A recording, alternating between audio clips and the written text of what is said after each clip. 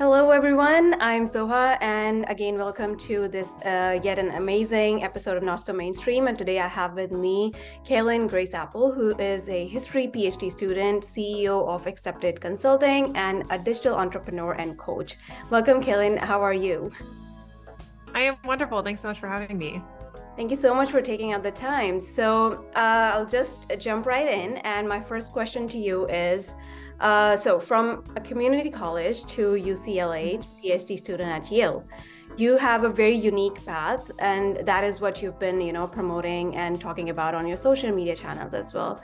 And that has become a foundation of your business too. So just share with us how challenging was this journey and how you're feeling about it overall. It's funny because I was having a conversation with somebody the other day about how, in retrospect, it doesn't look nearly as difficult as it was in the moment. And I have so many people on my team that are currently in community college or at various stages of the process that I had gone down, and am constantly being reminded of all of those challenges that were embedded within the experience. And in terms of the challenges or the experience of it overall, I would say that each step had very unique characteristics to it and also had varying degrees of challenge, of introspection, and that kind of thing. And as I got further along, I think I developed more confidence in the direction that I was heading in. But what I tell people, especially community college students that are getting started with this journey into education, is not to think so much about the long term and not to think so far ahead, and instead to think about a general direction. And I think it's interesting being here where I'm at, because I think a lot of people see this progression and it looks rather linear, because it looks like I went from community college and then I transferred, and then I knew I was going to go to grad school, and then I went to Oxford, and then I used that to get here to Yale. And none of those steps was certain, and none of them were something I could at the time or would ever take for granted. And it looks linear in retrospect, but in the moment, each step was a door that I wasn't aware was there on the way to it. And when I was in community college, my only goal at the time was to be a professional athlete. I was only really going to school because I wanted something beyond my athletics career as a bit of a backup, but also because I really loved history. And it wasn't until I really began developing as a student and as somebody that really was interested in the subject of early American history that I even considered that transferring was something that I even wanted. And so each step of the way, I think, like I said, in retrospect, it looks quite simple, but each step of the way, it had all of these twists and turns in my own way of thinking, because from the very beginning, this was not where I thought I was going to end up. I thought I was going to be a professional athlete for the rest of my life. And once I had kind of given up the decision, or had thought to myself, okay, well, what would be possible if I opened up my mind to the idea that other things would also potentially make me happy and make me feel fulfilled? Because as a kid and as a teenager, the only thing I could ever see that would make me happy was horseback riding and competing. And when I finally had this epiphany that I thought, well, actually, there might be more out there that I actually love as much, if not more than this. Right. And it's this interesting internal dialogue that happens, and also external, because you're talking with people about your ideas. But I was around a lot of people that they chose a path and they stuck to it, and I think we're used to seeing that as various influences in our lives. Even today, like I'm in graduate school, and I see a lot of people really thinking that the only option is to become a tenure track professor. And I know I've gone on and rambled a little bit, but the experience of it was this constant checking in process with myself and with my feelings of fulfillment and what I felt would be beneficial for myself and my sense of security and my sense of growth, because I always love learning and I like pushing the limits of what I'm capable of. And I think that that's evident based on the fact that I run multiple businesses in addition to being a PhD student. And so the experience of it, I think, was just, I don't know, it was just weirdly introspective and unknown at every turn. Because even now, like, I'm in a PhD program, but I'm not entirely sure where I'll be in a year or in 3 years. So it's an interesting question to look back and to try to retroactively consider what that was like. And I really like the thing that I got out of it is like the exploration of your own journey is an adventure itself. Like, you know, you keep on learning along the way. And as you said, that it's also fulfilling. It's not just that you're following one path, but you're also thinking about whether it will make me happy or fulfilled with my choices. So that's great. Thank you for sharing that. Because I've had some time in academia, and what I believe is that research work that academics do is like highly curated, and it's also available in very limited setting, like in libraries or even in the digital catalogs we have. It's not accessible to general public. However, the work that has been done is amazing, like in every field. How do you think this accessibility issue creates a certain like polarization or misunderstanding around the work in academia? Oh my goodness, I could go on and on about this. And this is something that I feel really passionate about within academia, because a lot of this information is inaccessible. But the way that I actually came to studying history was because of the access efforts of centers such as the Gilder Lehrman Center here at Yale. Yale did the Yale courses online became available back when I was in community college. I think they actually were put up online before then, but when I was in community college and I just wanted to learn, I just was a sponge. I wanted to learn everything. I had gone on YouTube and had looked up lectures on early American history, and there were all of these resources, and there were certain scholars within my field of study, and albeit a very limited number of them, but they were engaging in this type of public access or public facing work, and that they were also developing scholarship that was intended to be legible to a public audience. So when I use the word public, what I mean is not traditionally trained as professional historians, or not even necessarily undergraduate students. So something that is legible to somebody that is interested, but is not necessarily within the ivory tower, within the confines of academia. And I watched documentaries, I watched these lectures, and that was work that led me to want to transfer it, led me to want to do the research. And I had so many questions, and I wanted to talk to these professors, and I just thought about that, and I think about that all the time. I think about there was one Friday night back when I was in community college, and I remember my friends had asked me if I wanted to go out that night, and I remember staying in and watching Joanne Friedman's class on the American Revolution, on Jefferson and Hamilton. And I just remember sitting there taking notes, like sitting on my bed, just enjoying taking notes. And so I think that work is so important, because it gets people like myself who had never thought about going to college, who had never really seen the value of going to college. And then suddenly it clicked, and suddenly you realize that, well, universities have this access to information and this challenge of the type of information that you've been given that you're not necessarily going to get immediately given to you, or it's not going to be as easily accessible. And then once you get into academia and you're at these universities, there's this recognition that this information is abundant, but within the confines of, oh, well, you're in the club or you are enrolled in a university. And so therefore you have this type of access to journals and you have access to these professors.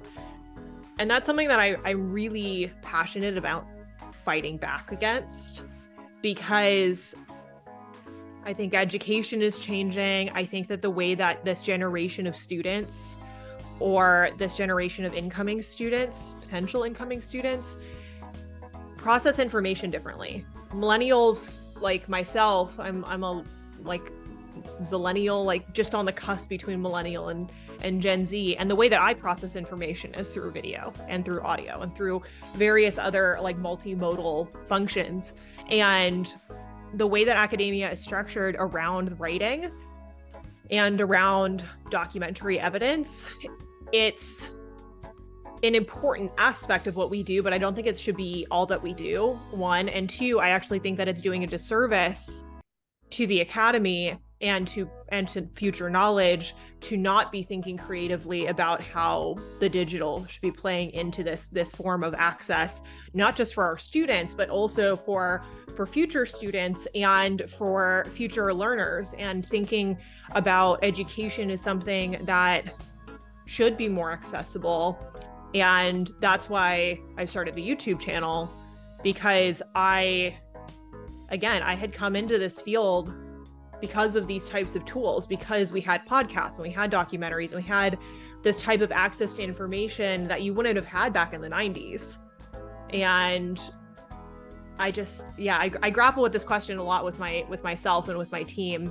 And it's something I think very methodically about as I am currently in the process of working on a dissertation and hopefully getting that work published, but also thinking about what does that mean to get published and who should have access to that. And to me, everyone should have access. Great. And another important aspect that I see in your work is, you're giving us insights of how your daily, work is like how a scholar works. It's not just about writing and reading, but there are also other aspects for the research that goes into it. And, you're meeting with people relevant, networking and all those things. So that is, again, a great thing to do. I really enjoy it. All right, let's talk about your one of your businesses, Accepted Consulting. Could you explain a bit about it and what kind of population and community it serves? So I started Accepted when I was at Oxford. So it wasn't actually a formal business at the time. I had started making YouTube videos about being a transfer student at UCLA, and I was talking about the process of having gotten into Oxford and my time at Oxford. And I believe vaguely that I put in a video and I had in my description that if you ever wanted to talk about admissions or if you needed support, that I wanted to be a point of contact for people, because a lot of the admissions advice that I had gotten was because of YouTube. It was purely from watching every possible YouTube video on college essays. And I started doing these one-on-one, it was Skype calls back then. This is before the pandemic, before we started using Zoom. And I started reading people's applications. I started giving some of my advice. And like I said, I had really strategically studied the college admissions essay structure and had listened to admissions officers. I had read everything on the internet I could possibly get my hands on. I read drafts of statements in my spare time. And over time, it was like I would get one email a month, and then it was one email a week, and then it was one email a day, and then it was eight emails a day. And so it started building really quickly as the channel grew. And that was the point in which I realized that I was putting in many hours in order to support. And that was the point in which I was trying to decide, do I go nonprofit or do I have this be a for-profit business? And there was a couple different reasons I decided to go for profit. One, I had worked with nonprofit organizations in the past, and I had a couple issues with the way that they had been structured. And often I found that they weren't actually as helpful, or that they were not having as much an impact on the individual level as I was wanting to. And I had worked with mentorship programs and things of that nature. And oftentimes with these services or these mentorship programs, there was a lot of drop off And I wanted to ensure that I was working with people that were really invested in getting through the admissions process and being successful with their applications. And so I started Accepted Consulting primarily to focus on supporting students that had similar confusing and non-traditional education pathways as I had.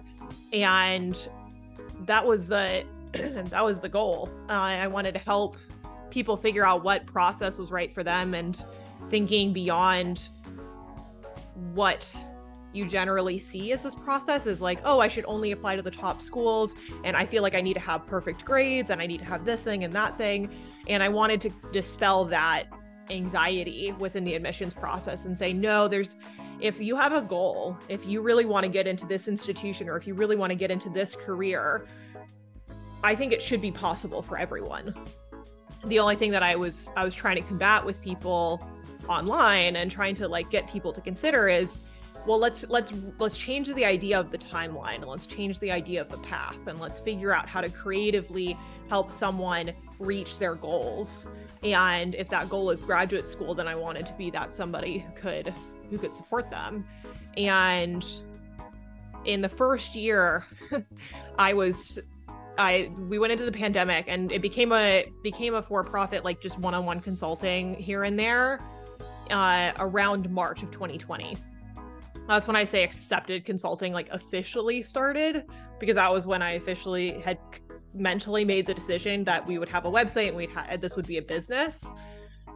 And then it came to starting at Yale. And within the first year of business, I worked with over 80 clients. Wow. And it was just me. I was doing all of the social media, all of the marketing, all of the admin, all of the registration, the taxes, the finances. I was doing everything. And it was such a confusing process. And I also got down to it and realized this is growing really fast. Like, what do I do? And I had spoken with other people about, do I scale it? Do I keep it? So I just have a limited number of clients. And what I was getting in terms of feedback was that there was more need than I could serve myself. And for example, I helped 80 clients, but I turned like easily 10 clients a week away and said, I'm sorry, I just don't have availability. I just literally don't have time. Because I was starting the PhD. And so that's when I started scaling, and that's when I really started treating it like an official entity. That's great. And that's a remarkable number, like 80 clients in the beginning. It's great. And I really, I also believe that there is a need to have that, process in place, because as you said that not everyone has like a one linear path towards what they want to achieve, like what goal they have in terms of graduate school or higher studies. So that's a great work. So my next question is about your digital presence, bridging the gap between academia and digital media. You have a very good social media presence, and why do you think that it's important, and why do you think, talking about the intersection between academia and digital media is important? So there's two aspects to it that there's more than that, but I'll stick to the two, which is one, the aspect that I was speaking about before, which is that a lot of the information that scholars are currently producing is really catered to themselves. It's really catered to bring it to conferences and to be read by other academics. And at the moment, there's such pushback against the humanities, and there's such challenges within these academic institutions for funding the humanities. And I think that's partially due to the way that the humanities operates. And it's because there's a refusal or even a dismissal of new technology and of social media as a mechanism to continue validating its work and to continue retaining students and bringing in students. And I think that the humanities has, in a way, kind of fallen into the stereotype that it's been perceived as publicly, which is this is a group of scholars, of intellectuals that are just speaking amongst themselves in these hallowed halls of the academic institution.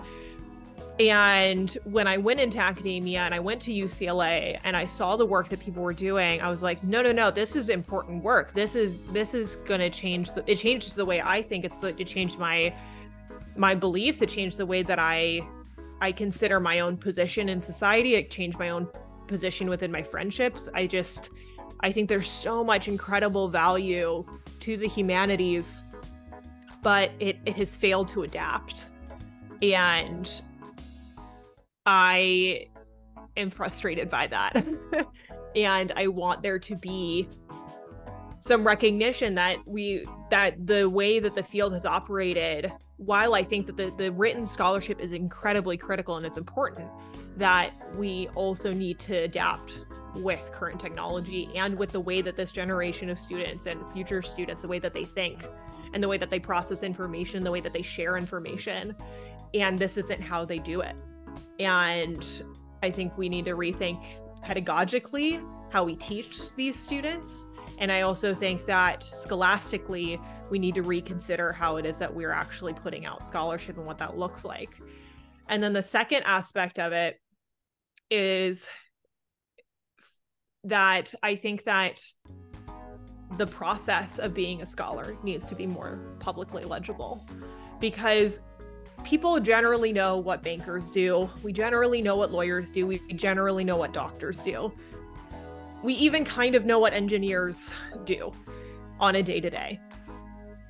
But if you were to ask somebody, even if you were to ask a student, an undergraduate student, what do professors do? Like, what is the work of a historian? I'm willing to bet that not very many people can actually answer that question. Honestly, I don't know if I can fully answer that question. And that to me is a bit of an issue, because again, we have this public discourse that is pushing against history that is factual, that is telling the stories of marginalized communities, that is important to our political discourse and the way that we think about the relationship between forms of labor and political organization and all of these things. And so that conversation, I think, needs to be had also about what is the process. And the problem at the moment is that scholars, and especially historians, are very anti-public, are very, very private people. And what I'm trying to do, and what I would like to do going forward, is show that social media doesn't have to invade your privacy. It doesn't have to be something that degrades your integrity as a scholar. It can be something instead that just makes your work more legible, and that makes it so that way more eyes are on your upcoming book, and that more people are aware of your courses and are more aware of the work that you're doing. And I think that the way that academia has functioned thus far, it's just not entirely compatible with the future of the students that they're trying to teach. And so that's why I'm trying to use my channel and my social media presence as a bit of a case study that we can do both, that we can make this information legible to a public audience that's not necessarily in academia, and we can get them interested even if they don't want to be historians. And I think that that's the piece that's a bit missing. There's more to it, and I would love to keep chatting about it, but those are the two main thoughts that I have at the moment. And I really second your point of view around the adaptability of it. Like, adaptation in any field, in anything, it's important to, stay relevant and keep up with whatever is going on digitally or in the offline world. So that's great answer. All right, so your podcast that is known as Scholarpreneur. I love this term. Yeah. Thank you. What inspired this podcast idea? What's funny is that I had a podcast when I first started my PhD, and it was called the Lift As You Climb podcast, and it was interview based. And I ultimately stopped doing it just because I wasn't as in love with the process of editing audio. And I think that for anybody that wants to get involved in social media or wants to build a platform, whether it's a podcast or a YouTube channel or an Instagram page or a TikTok page, whatever it may be, that you have to really enjoy and love the process. And I had put it on the back burner and decided that that wasn't something I was going to do anymore. But then when I had built the team for Accepted, Katie, who was my first hire at Accepted, kept chomping at the bit saying, I want to do a podcast. And I had basically said, if we're going to do it, then I want it to be informative, but I also want it to be more personal, because I personally really love the interview podcasts. However, watching how they operate and watching how they operate as business entities, it's a lot of effort. And if I don't love the process of it, it's not something that I want to commit time to. And so the one thing I did want to commit time to was being able to have these discussions openly about this relationship between academia and entrepreneurship. And that's kind of where the idea was born. And then Katie kept pushing and she's like, I'll edit it, I'll do this. And I was like, okay, let's come up with a system. And now we have a full team that operates this podcast together. And what I really wanted was to show all the people on my team and how it is that we work together, but also just how incredibly different we all are. And the one unifying factor, however, is not just that we all work with Accepted, but that we are all students, or all of us are students, and all of us have some kind of entrepreneurial desire or venture that we're currently engaged in. And that's not just Accepted, because when I have hired in the past, I actively sought out to hire people that had their own dream for what they wanted to build as scholars and as well as entrepreneurs. And I really believe in supporting every individual on the team and in supporting their goals and where they want to go, because I think that ultimately just creates a company culture, or creates a communal culture between us where everybody's dreams are valid and they're being fought for on all fronts by everyone. And even if that's not necessarily, like, for example, if Chanel came to me tomorrow and said, hey, I really want to go start this thing that means I need to leave Accepted, I would support her in a heartbeat and say, how can I help? And that's what I wanted the podcast to be about, was this community and this friendship that we've built, and that kind of unifying factor. Nice. And I think that is what makes the process enjoyable for everyone else as well. And they want to contribute their fullest to the idea and project. All right. So to our last question, what message would you like to give to aspiring scholars who are looking up to you or want to be in the same area or in academia in general? I'm going to give you a two-part answer. The first is to not compare, to keep your blinders on. Everybody's journey looks different. And I think it's really inspiring to have people to look up to you and say that I love the way that they did this. I would really love to have this aspect of their confidence or whatever it may be. But trying to not necessarily idolize to the point where you're feeling like if you are not becoming them, that it's an invalid path. I see it a lot with people that I communicate with in the community that have followed me. I have people, especially on Instagram, that I communicate with all the time, and I don't know who they are. I only know their handle, and they'll message me and say something along the lines of, "Oh, like, this is so cool. I wish I could be like you." And I think the thing to keep in mind is that the path that you're on and the unique aspects of your interests is what makes you really special. And it's very easy in academia to compare your timeline or your research or your routine or your productivity, whatever it may be, to the person next to you or the person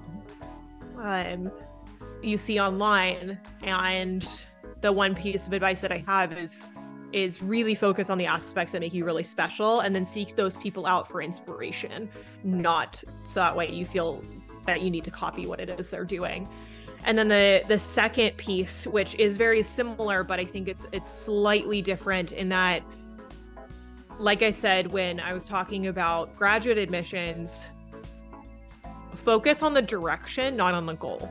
And I know that sounds counterintuitive because I'm a goals person, I'm a planner.